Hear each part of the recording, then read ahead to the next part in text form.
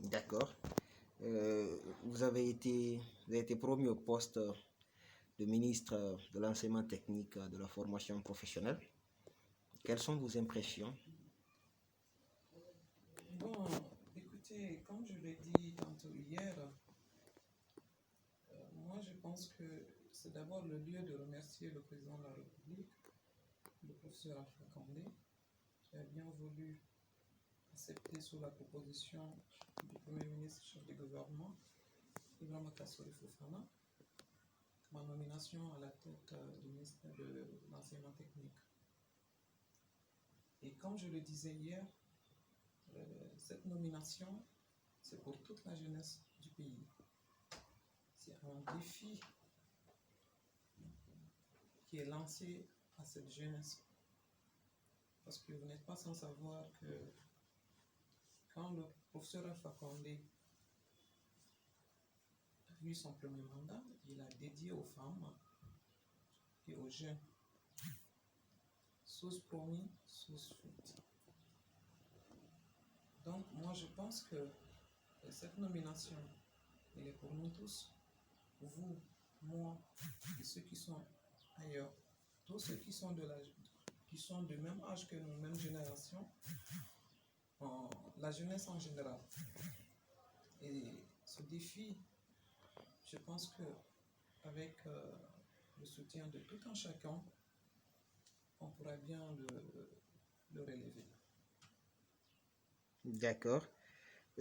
Là, vous parlez d'autonomisation des femmes, voilà, des ambitions et promesses présidentielles à l'égard des femmes. Euh, Est-ce que vous estimez qu'aujourd'hui, vous êtes satisfaite par rapport aux promesses du chef de l'État qui a dédié ces deux mandats aux femmes et aux jeunes? Bon, écoutez, quand on prend l'historique un peu depuis la nomination, enfin depuis les élections, le premier mandat du professeur Alpha Condé, quand vous prenez l'administration guinéenne, vous constaterez que l'administration aujourd'hui, c'est beaucoup rajeuni. Avant, personne n'osait parler d'abord le poste de DAF. Ce n'était pas d'abord les jeunes. On disait non, les jeunes n'ont pas d'expérience, il faut beaucoup d'expérience pour pouvoir gérer l'administration financière. Mais non, il a cru en nous. Aujourd'hui, partez dans les ministères. La plupart de ces postes sont occupés par les jeunes, dont je faisais d'ailleurs partir. Donc, je ne dis pas que le travail est terminé, mais je dirais plutôt qu'il a beaucoup fait et il continue à le faire. Et pour qu'il continue à le faire, il faut qu'on le rassure et qu'on mérite la confiance qu'il a portée à nous. D'accord. Concrètement, à quoi les populations pourront attendre de vous, dans les prochaines semaines et les prochains mois? Bon, ce serait un peu tôt de se prononcer là-dessus. Comme je l'ai dit en entretien privé tout à l'heure avec vous, ce serait bien qu'on se patiente pour qu'on s'imprègne un peu des dossiers du ministère, pour voir quels sont les chantiers qui sont en cours, quels sont les chantiers qui sont terminés et les perspectives qu'on pourra se lancer, bien sûr en tenant compte du fait de route que le Premier ministre, chef du gouvernement, Ibrahima Kassori Fofana, va assigner au département. D'accord.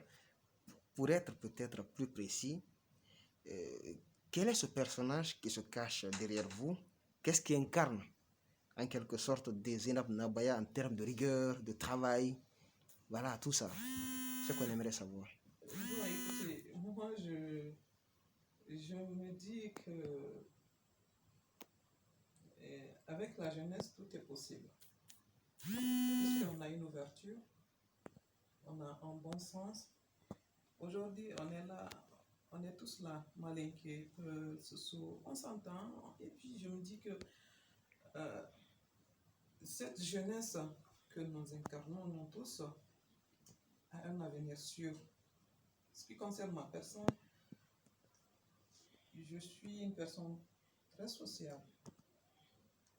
Parce que la chose la plus importante que j'ai appris dans une société, c'est ça le social. Après, tout le reste, ça vient. Même dans le travail, il nous faut ça, on a besoin de ça, d'être social pour pouvoir imposer enfin, pour pouvoir imposer sa personnalité. Il te faut du social. Voilà. Mais comme chacun d'entre nous a ses analyses, a sa façon de voir les choses, serait bien des personnes qui pourront bien apprécier ce que je suis ou ce que je ne suis pas. Voilà.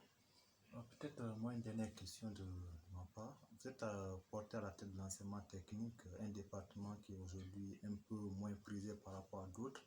Quelle sera votre touche particulière quand on sait que les écoles professionnelles sont un peu délaissées aujourd'hui? Non, vous savez, moi je ne dis pas que les écoles professionnelles sont un peu délaissées.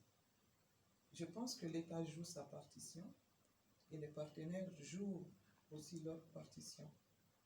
Mais le vrai boulot chez nous en Guinée, c'est d'essayer d'abord de sensibiliser nos frères et nos sœurs qui pensent que c'est chef l'université ou être bureaucrate qui paye.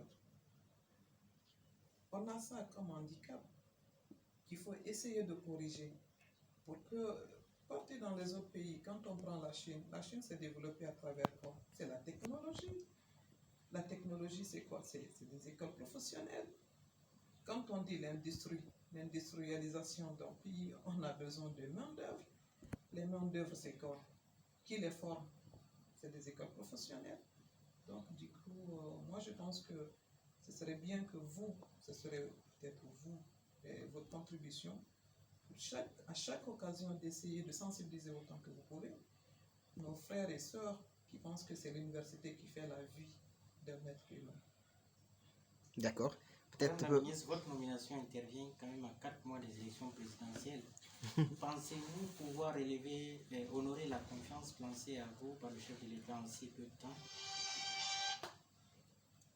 Bon, écoutez, les élections étant autre chose, l'administration, ça ne freine jamais l'administration, mon frère. Et je pense que l'administration continuera toujours à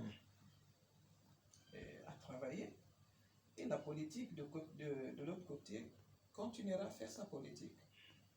Voilà, je pense que ça peut pas. Si vous m'avez dit cette maladie, je pourrais comprendre, mais je pense que la politique, c'est pas un handicap pour bloquer un pays ou pour faire quoi que ce soit, ou pour arrêter une administration, à mon avis. D'accord. Peut-être une question bonus.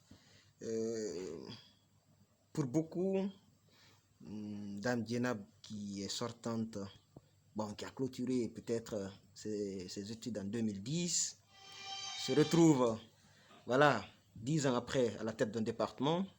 J'estime que c'est un miracle. Comment analysez-vous peut-être cette perception des choses? Bon, comme je le disais tantôt, que chacun a sa façon de voir les choses et là, chacun a sa façon d'analyser. Moi, je ne dis pas que c'est un miracle. Moi, je pense que dans la vie, il faut croire à ce que tu fais, il faut aimer ce que tu fais, il faut être sincère dans ce que tu fais. Et c'est ce qui paye.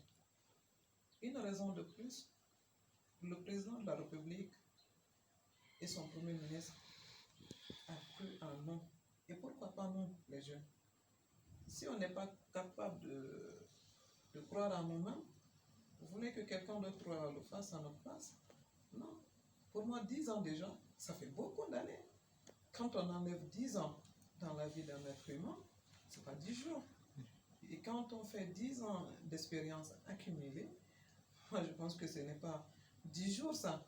Donc du coup, voilà ce que je peux dire par rapport à ça. Bien. Peut-être votre mot de la fin. Bon, mot de la fin, je remercie le professeur Alpha Condé et le Premier ministre et l'ensemble de la jeunesse guinéenne et je les invite au sérieux, au travail et croire au destin de ce pays pour dire que la Guinée appartient à la jeunesse. parce qu'on a la chance d'avoir un pourcentage très élevé en jeunesse. Donc, je pense que ça, c'est du potentiel qu'il faut exploiter. Donc, sur ce, voilà.